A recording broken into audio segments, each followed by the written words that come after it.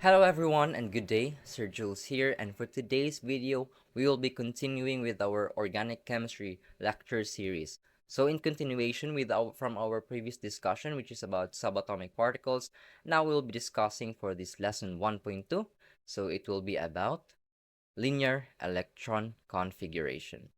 Now, as you can see here, we have a couple of numbers, letters, exponents here on the background. But what does all of these combination of letters, numbers, and exponents mean all about? Now, to give you an analogy, just like here on what we have in the Philippines. Now, in the Philippines, we have a specific address format. For example, when we send out letters, we have to make sure that we do address the specific person on which he resided so that our letter or our package will be delivered right into that person's address correctly. So that is the importance of having an address so that it can be delivered correctly right into the doorstep and not be swerved around or lost in the delivery process. So now let's take a look at our example here. Now in the Philippine address format, or the same thing can be also be applied to other countries or regions as well. Now, first thing is we have the recipient. That's the most specific part of the address. To whom are we going to send this letter to? Now the building on which that person resided, the house number, since within a building there's a couple number of houses, the street, because within a specific barangay there are a lot of streets, so we have to be specific onto what street does that person lived within. Now the district, the barangay, the municipality, the postal code, and the province, because within the Philippines we have a lot of provinces, so we have to be specific which province, and lastly that's a country. So as you can see here from our example of our address, it starts from the specific all the way up to the generic or the bigger picture.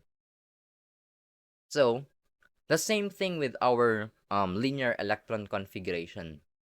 Our linear electron configuration is designed to give us the specific address of a specific atom of the electron in which that reside, or just a general rule of thumb. Linear electron configuration tells us the specific location of the ground state of an atom. All right? Because just to give you an overview, which will also be discussed in other topics as well, we always refer to the ground state. Ground state, which means it's not moving, it's grounded. Because when atoms and electrons get excited, it starts moving. So we can tell what is his address. So just like an analogy in the Philippines, it becomes an NPA, or no permanent address, when it's excited, because it just keeps on jumping from one space to another, as I've previously discussed in my previous lesson. So that's the purpose of our linear electron configuration. But instead of addresses, of postal code, of provinces, country, house number, we have this in the linear electron configuration. These numbers, the electronic energy levels, shows us the specific to the generic address of an atom or an electron. Now, what does this 1s means? If you can see, it's in a progression, which is shown by these arrows, right? So this is a format that has to be followed in progression. So you can start from this specific all the way to the generic, or the bigger ones. You always have to follow this flow, because this is a flow that can't be interrupted, because this shows us the address of the electron. Now, to give you a further breakdown of what does all those numbers represent, the number before the letter represents the shell level or the energy level. In most cases, this is represented by the letter N. So in this case, letter N is number 1. So this means that this is on the first energy level. Now, the letter beside it, this one, this shows us the orbital in which the electron is located. So orbital, from the name itself, orbit. So it's the similar concept with our planets. Our planets are revolving around the sun, right? And they have specific orbits to follow. So just like for our planet Earth, our planet is in the third orbit from the sun. So that's our location. So this letter S, or what we call the orbital, tells us what part of the address is the electron at as of the moment on a grounded state. Right. So now, moving on, this exponent or superscript that we have here, this represents the number of electrons in a subshell or in an orbital present. So I'll also be discussing a few slides from now regarding on how many electrons can orbital house or can hold. So since I have a question here, since we have here 2 electrons, then what element are we trying to give this, or this 1s2? What element's address is this? So let's take a look on our periodic table. So as I've mentioned in our subatomic particle lesson, the atomic number represents the number of electrons. So we have here 1, 2.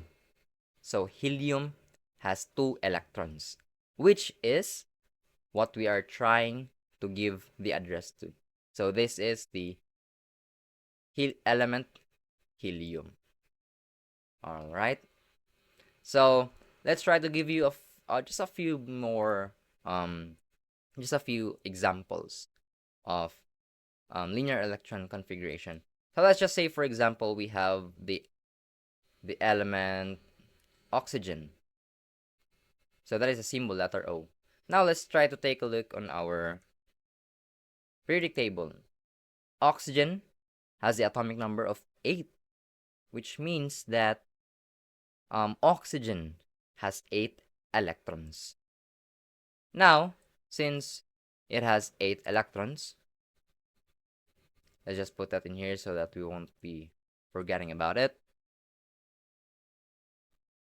You remembered earlier, right, that picture that I've showed you? The flow, that is the progression in which we should be following. So, in order to give you the address of the electrons or for the element oxygen, we'll be following that flow. Let me show again. So that starts with 1s2, 2s2, and the next is 2p.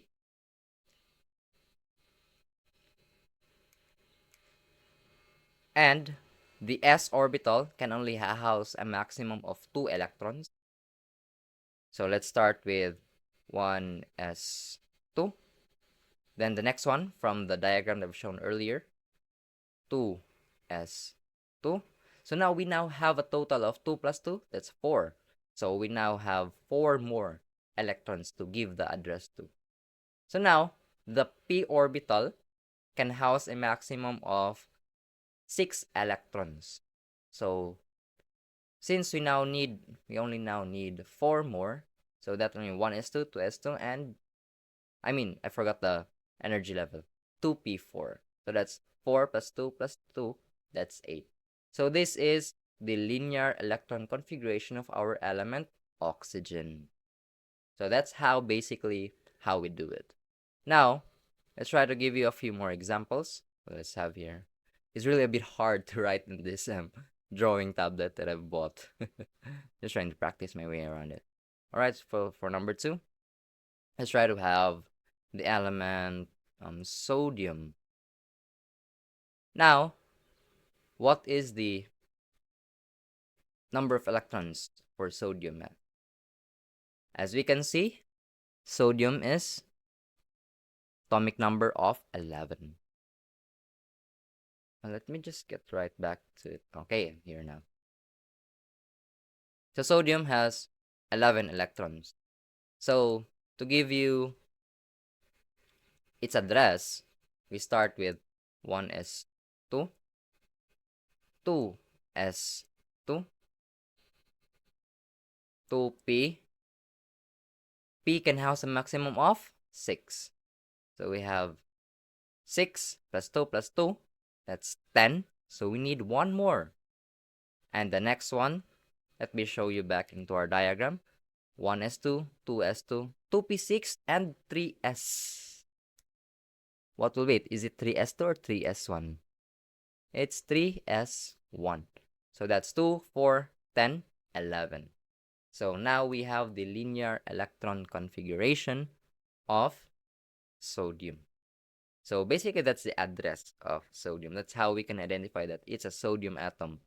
The number of electrons, and we can now specify that these electrons are in the first energy level, second energy level, and on third energy level. Those are its specific address. Now to give you an overview and key points that we should remember. Here we have the maximum occupancy of orbitals. So as I mentioned, that orbitals are like the orbits that we revolve around. So just for example, here we have one orbital, but this orbital in our solar system can only house a maximum of one planet, right? Because it's not possible because one planet will collide with another if there are two planets within it.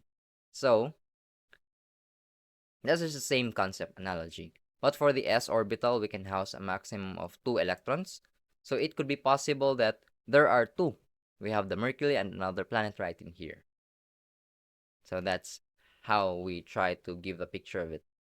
For the p orbital, we have 6 electrons. Maximum for the d orbital is 10 electrons. And for the f orbital, that will be 14 electrons. Now, as a rule of thumb, aside from the electrons, we also have to remember the maximum number of orbitals per orbital. Because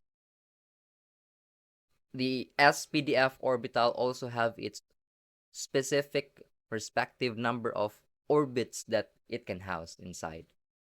Alright?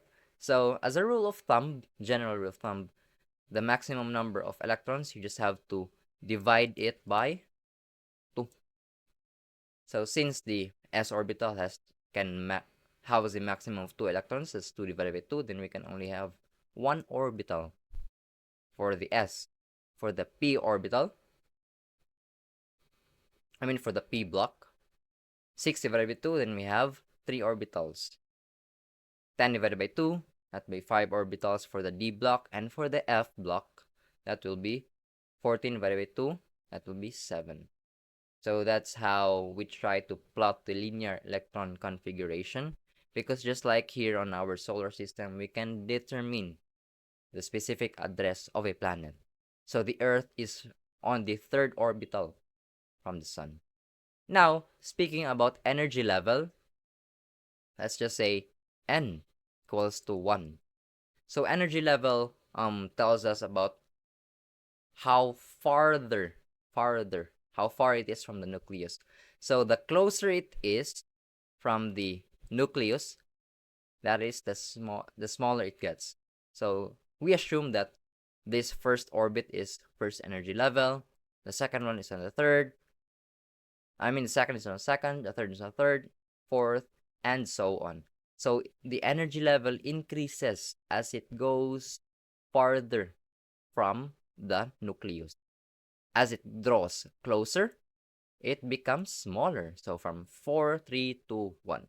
So that's what the energy level is all about. And then the block or the orbit, that's the S, PDF, and then the orbit, and then the number of electrons or how many planets it can hold within this specific track or its orbit. All right. So guys, I hope you learned something from this video regarding linear electron configuration, and let's jump into the next lesson. Thank you for listening. Bye.